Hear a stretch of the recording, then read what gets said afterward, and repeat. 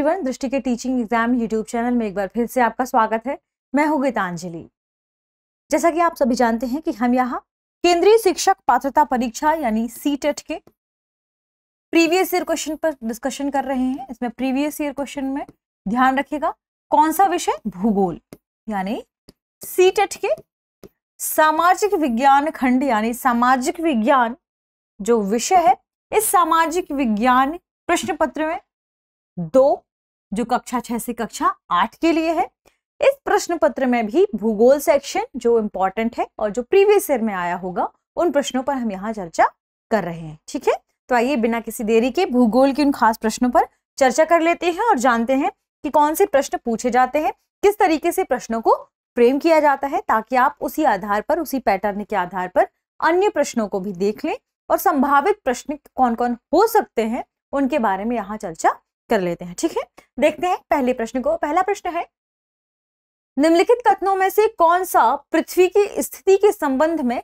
सत्य है? बताना है पृथ्वी की स्थिति के संबंध में, यानी पृथ्वी की स्थिति कैसी है, किस आधार पर पृथ्वी का लोकेशन है। यदि हम ग्लोब की बात करें तो पृथ्वी कितने अंश पर या कह सकते हैं कितनी डिग्री पर अपने अक्ष में झुकी हुई है, क्योंकि हम तो क्या मानकर चलते हैं कि पृथ्वी का जो रियल अक्ष है वह कुछ इस तरीके से होना चाहिए, लेकिन पृथ्वी अपने अक्ष पर यदि हम उसके कोणीय झुकाव की बात करें तो कक्षा से कितने डिग्री, 66.5 डिग्री झुकी हुई है। और यदि हम अक्ष से इस झुकाव की बात करें तो यह लगभग 23.5 डिग्री है, 23.5 डिग्री। अब यदि हम बात करें प्रश्न की, तो आइए प्रश्न देख लेते हैं। प्रश्न है उसमें 4 ऑप्शन है, A, B, C, D। आपको सही बताना है कि पृथ्वी के संबंध में कौन सा कथन सत्य है। ठीक है, A है, पृथ्वी का अक्ष एक वास्तविक रेखा है जो इसके कक्षीय समतल से 66.5 का कोण बनाती है, 66.5 डिग्री का कोण बनाती है, 66.5 डिग्री। ठीक है, B ऑप्शन है, पृथ्वी का अक्ष एक वास्तविक रेखा है जो इसके कक्षीय समतल से 23.5 डिग्री का कोण बनाती है। सी ऑप्शन है, पृथ्वी का अक्ष एक काल्पनिक रेखा है जो इसके कक्षीय समतल से 66.5 डिग्री का कोण बनाती है। और पृथ्वी का डी ऑप्शन है, पृथ्वी का अक्ष एक काल्पनिक रेखा है जो इसके कक्षीय समतल से 23.5 डिग्री का कोण बनाती है। देखिए, यदि हम पृथ्वी के अक्ष की बात करें, जब हम उसे ग्लोब में दर्शाते हैं, क्योंकि ग्लोब क्या है, पृथ्वी का एक प्रतिरूप है, तो हमने देखा होगा कि ग्लोब कुछ टेढ़ा आपको दिखाई देगा, है ना? क्यों? क्योंकि वे अपने अक्ष पर झुकी हुई है। यदि हम बात करें इस अक्ष के बारे में, जिस अक्ष की हम चर्चा कर रहे हैं, तो दरअसल यह पृथ्वी का हम एक काल्पनिक अक्ष मानकर चलते हैं। क्या मानकर चलते हैं? काल्पनिक अक्ष, क्योंकि रियलिटी तो किसी को भी नहीं पता अभी, है ना?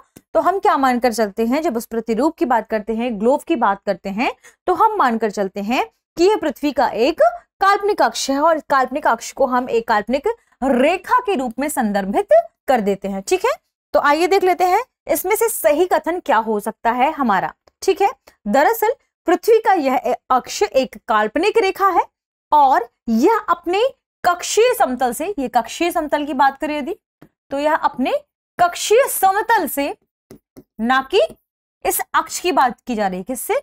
कक्षीय समतल से 66.5 डिग्री का कोण बनाती है। तो यहां पर कौन सा कथन सही हो जाएगा? सी कथन सही हो जाएगा। क्यों? क्योंकि ए और बी में दोनों में वास्तविक रेखा लिखा हुआ है, जबकि ये क्या है, एक काल्पनिक रेखा है। ठीक है, तो पृथ्वी का अक्ष काल्पनिक रेखा है जो इसके कक्षीय समतल से 66.5 डिग्री का कोण बनाती है, जबकि यदि यहां लिखा होता अक्ष से कि अपने अक्ष से कितने डिग्री का कोण बनाती है, तब वो होता 23.5 डिग्री। तो ऑप्शन डी यहां पर गलत हो जाएगा, ऑप्शन सी इस प्रश्न का सही जवाब होगा, क्योंकि पृथ्वी की स्थिति वास्तव में यही है और हम इस रेखा को एक काल्पनिक रेखा के तौर पर संदर्भित करते हैं। ठीक है, चलिए आगे बढ़ते हैं, अगले प्रश्न को देखते हैं। अगला प्रश्न है, निम्नलिखित सूचना के आधार पर आपको ग्लोब पर किसी स्थान की सही स्थिति निरूपित करनी है। मान लीजिए यह एक ग्लोब है,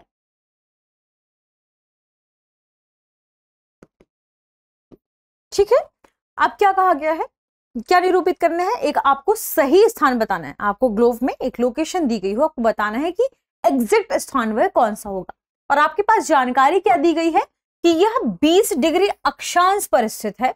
इस सूचना के आधार पर आप निम्नलिखित में से क्या बता सकते हैं? देखिए, या आपको और किस चीज की जरूरत पड़ सकती है?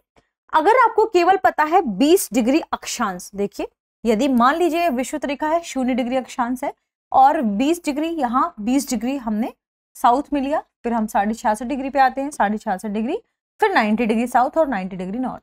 देखिए अगर लिखा है 20 डिग्री तो केवल 20 डिग्री के आधार पर, क्योंकि इसमें क्या लिखा है 20 डिग्री अक्षांश, तो आपको ये तो पता है कि 20 डिग्री अक्षांश है, लेकिन आपको यह नहीं पता कि यह नॉर्थ है कि साउथ। यदि आपको अक्षांश में उत्तर और दक्षिणी अक्षांश लोकेशन नहीं लिखा होगा या उसमें नहीं संदर्भित होगा कि कौन सा अक्षांश 20 डिग्री नॉर्थ या 20 डिग्री साउथ, 20 डिग्री दक्षिण अक्षांश की बात कर रहे हैं या 20 डिग्री हम उत्तर अक्षांश की बात कर रहे हैं, तो जब तक ये चीजें हमें पता नहीं होंगी, हम एक स्पेसिफिक प्लेस के बारे में पृथ्वी पर नहीं बता पाएंगे। जबकि प्रश्न में क्या कहा गया है कि ग्लोब पर किसी स्थान की सही स्थिति, यानी आपको एकदम एग्जैक्ट स्थिति बतानी है, तो आपको और क्या पता होना चाहिए? देखते हैं हमारे ऑप्शन में। ऑप्शन में क्या है?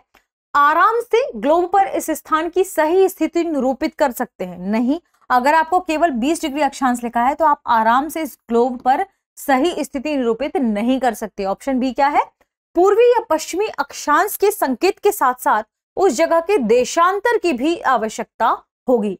देखिए, देशांतर की आवश्यकता होगी, यह बात सही है, लेकिन हम जानते हैं कि अक्षांशों को हम पूर्वी और पश्चिमी के रूप में संदर्भित संकेतिक नहीं करते हैं, है ना? तो ऑप्शन बी भी गलत हो जाएगा, क्योंकि अक्षांश को हम पूर्व पश्चिम नहीं उत्तर दक्षिण के रूप में देखते हैं। तो ऑप्शन सी देखते हैं। ऑप्शन सी क्या कह रहा है? उत्तरी या दक्षिणी अक्षांश के संकेत की भी आवश्यकता होगी। बिल्कुल, हमें यहाँ उत्तर और दक्षिणी संकेत की भी आवश्यकता होगी, लेकिन की भी आवश्यकता होगी इसका मतलब यह कि सही स्थिति बताने के लिए आपको देशांतर की भी जरूरत होगी, क्योंकि इसी देशांतर के आधार पर ही आप पूरे ग्लोब में उस स्थान की एग्जैक्ट यानी सही लोकेशन बता पाएंगे। मान लीजिए आपको पता है 20 डिग्री नॉर्थ, आपने 20 डिग्री नॉर्थ पर एक कोई प्लेस ले लिया, लेकिन कहां पर लेंगे आप 20 डिग्री नॉर्थ में? 20 डिग्री नॉर्थ के साथ साथ आपको पता होना चाहिए कि कितने डिग्री देशांतर पर। यदि आपको पता है कि यह मान लीजिए 15 डिग्री देशांतर पर है, तो 15 डिग्री देशांतर के साथ साथ 20 डिग्री अक्षांश, 20 डिग्री अक्षांश में फिर आप देखेंगे 15 डिग्री देशांतर कहां है, मान लीजिए यहां पर है, तो आप उसकी एग्जैक्ट लोकेशन बता देंगे। यानी आपको क्या पता होना चाहिए? ऑप्शन सी भी यहां गलत हो जाएगा।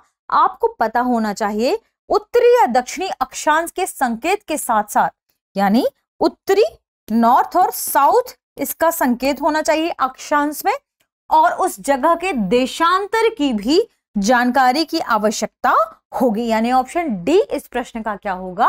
सही जवाब होगा। क्यों? क्योंकि किसी ग्लोब में किसी स्थान की एग्जैक्ट यानी सही स्थिति के लिए आपको क्या जरूरी है कि आप उत्तरी एवं दक्षिणी अक्षांश के बारे में जानते हो और साथ में उसके देशांतर के बारे में भी आपको पता हो। तो आपको देशांतर की भी लोकेशन की भी जरूरत होगी, तब आप पूरे ग्लोब में स्पेसिफिक सही लोकेशन बता पाएंगे। ठीक है, चलिए आगे बढ़ते हैं और अगले प्रश्न पर चर्चा कर लेते हैं। देशांतर में भी आपको इंपॉर्टेंट है कि कितने डिग्री देशांतर आपको पता हो। ठीक है, चलो अगले प्रश्न को देखते हैं। अगला प्रश्न है, ग्लोब के विषय में कौन से कथन सही हैं? ध्यान रखिएगा क्या पूछा जा रहा है, कौन से कथन सही हैं। देखते हैं। कथन है, ग्लोब पृथ्वी का सही मॉडल यानी छोटा प्रतिरूप है। एक तो सही मॉडल है लेकिन उसका छोटा प्रतिरूप है। बी कथन है, दूसरा कथन है ग्लोब आकार और प्रकार में भिन्न हो सकते हैं। तीसरा कथन है ग्लोब पर देश, महाद्वीप और महासागर उनके सही आकार में दिखाए जाते हैं। और चौथा है यह स्थिर और ना घूमने वाला है, कूट है। A B C D 4 option है, क्या क्या है? ए में केवल 1 और 2, बी में केवल 1, 3 और 4, सी में केवल 1, 2, 4 और डी में केवल 2, 3 और 4। सीटेट 2021 में यह प्रश्न पूछा गया था। देखिए, ग्लोब के बारे में जब हम चर्चा करते हैं तो सबसे इंपॉर्टेंट चीज क्या हो जाती है हमें जानने के लिए कि ग्लोब क्या है। देखिए, पृथ्वी बहुत बड़ी है और इतनी बड़ी पृथ्वी को संदर्भित करने के लिए क्या जरूरी है कि हमारे पास एक छोटा सा प्रतिरूप मौजूद हो जो पृथ्वी के बारे में हमें सही जानकारी दे सके या प्रदान कर पाए। तो ध्यान रखें, ग्लोब के बारे में यह बात बिल्कुल सही है कि ग्लोब पृथ्वी का सही मॉडल और छोटा प्रतिरूप है। ठीक है, ग्लोब आकार और प्रकार में भिन्न हो सकते हैं। बिल्कुल सही बात है, क्योंकि हमने देखा ग्लोब कई प्रकार के आते हैं। कुछ छोटे ग्लोब भी होते हैं, कुछ साइज में बड़े भी होते हैं, कुछ टेबल के लिए भी आपने देखा होगा रख सकते हैं हम उन्हें। कुछ बड़े काफी आकार में बड़े होते हैं और उनमें हम सारी चीजें देख पाते हैं, लेकिन फिर भी एक पर्टिकुलर प्लेस के बारे में हम मानचित्र में ही समझ पाएंगे। ग्लोब में हम वह जानकारी भी ठीक से नहीं ले सकते। तो इंपॉर्टेंट बात, दूसरा कथन बिल्कुल सही है, ग्लोब आकार और प्रकार में भिन्न हो सकते हैं। ठीक है, तीसरा कथन है ग्लोब पर देश, महाद्वीप और महासागर उनके सही आकार में दिखाए जाते हैं। यह गलत हो जाएगा। क्यों? क्योंकि महाद्वीप और देश और महासागर ये अपने आप में बहुत बड़े और विस्तारित हैं और उनका सही आकार ग्लोब में दिखा पाना मुश्किल है। ठीक है, और चौथा ऑप्शन है यह स्थिर और ना घूमने वाला होता है। यह कथन भी गलत है। तीसरा कथन भी गलत है और चौथा कथन भी गलत है। क्यों? क्योंकि ग्लोब में हमने देखा होगा उसको आप मूव कर सकते हैं, घुमा सकते हैं ना, और ये स्थिर भी नहीं है, आप इसे एक स्थान से दूसरे स्थान भी ले जा सकते हैं। तो यहाँ पर चौथा कथन गलत हो जाएगा। 1 और 2 कथन सही है और आपको क्या बताना है कि कौन सा कथन सही है, कौन से कथन सही है। देखिए 1 और 2 सही है, तो ऑप्शन के मुताबिक ऑप्शन ए इस प्रश्न का सही जवाब होगा। केवल 1 और 2 ऑप्शन ए। ठीक है, इस तरीके से हमने ग्लोब को विस्तार से समझने की कोशिश की। आगे बढ़ते हैं, अगले प्रश्न पर चर्चा कर लेते हैं।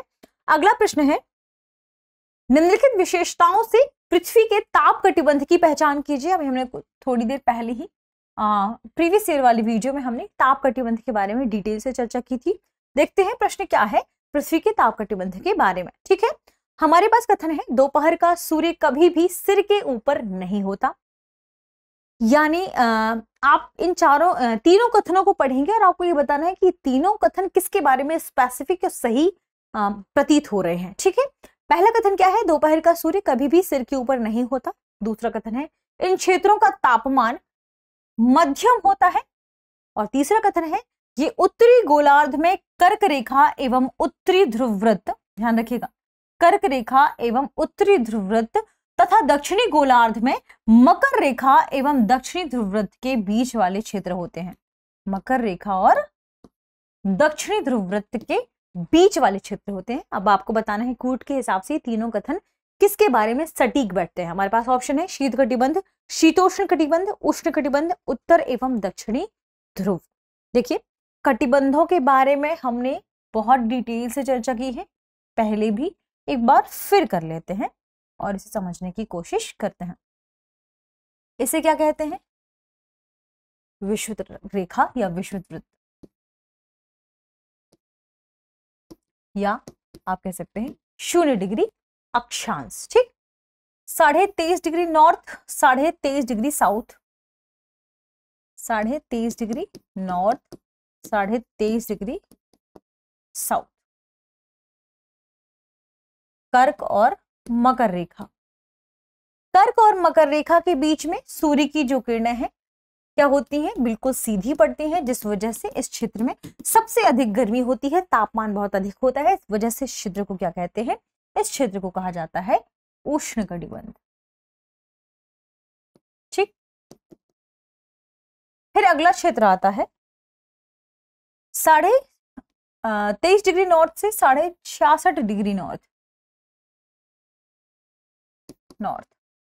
और ठीक यही दक्षिणी गोलार्ध में भी 66.5 डिग्री साउथ से 23.5 डिग्री साउथ से 66.5 डिग्री साउथ डिग्री। ठीक है, 90 डिग्री होगा साउथ में और 90 डिग्री होगा नॉर्थ में।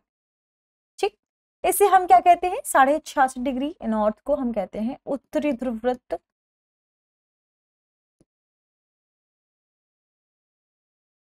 66.5 डिग्री दक्षिण को हम क्या कहते हैं? दक्षिणी ध्रुववृत्त या दक्षिण ध्रुववृत्त, दक्षिणी ध्रुव वृत्त। ठीक, यह क्षेत्र, यहाँ पर सूर्य की जो किरणें हैं क्या होती है? तिरछी पड़ती है, थोड़ा सा कम तापमान होता है यहाँ का। इस वजह से क्षेत्र को क्या कहा जाता है? इसे कहा जाता है शीतोष्ण क्षेत्र। और शीतोष्ण इसलिए भी क्योंकि तापमान थोड़ा सा कम है और उत्तरी ध्रुव से नजदीक होने की वजह से यहाँ थोड़ी सी शीतलता भी पाई जाती है, इसलिए इसे शीत प्लस उष्ण के साथ शीतोष्ण कह दिया जाता है।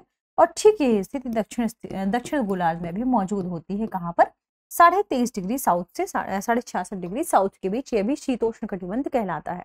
ठीक, और फिर उसके बाद दक्षिण ध्रुव वृत्त से 90 डिग्री के बीच यह होगा शीत कटिबंध, क्योंकि यहाँ पर पूरा क्षेत्र क्या होता है? ठंडा। और ठीक यही नॉर्थ गोलार्ध में भी होता है। यहाँ पर सूर्य की किरणें ना के बराबर पड़ती हैं, बहुत कम पड़ती हैं, आपको ध्यान रखना है। ठीक है, प्रश्न क्या है?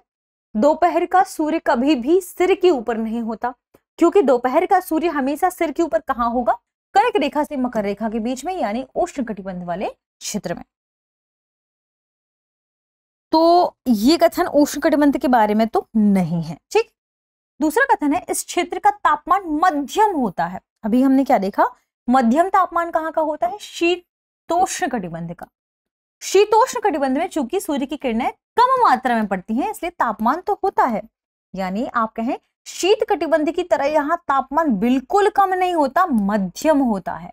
यह कहां पर होता है? शीतोष्ण कटिबंध में। और तीसरा, ये उत्तरी गोलार्ध में कर्क रेखा एवं उत्तरी ध्रुववृत्त के बीच और दक्षिणी गोलार्ध में मकर रेखा और दक्षिणी ध्रुववृत्त के बीच होता है।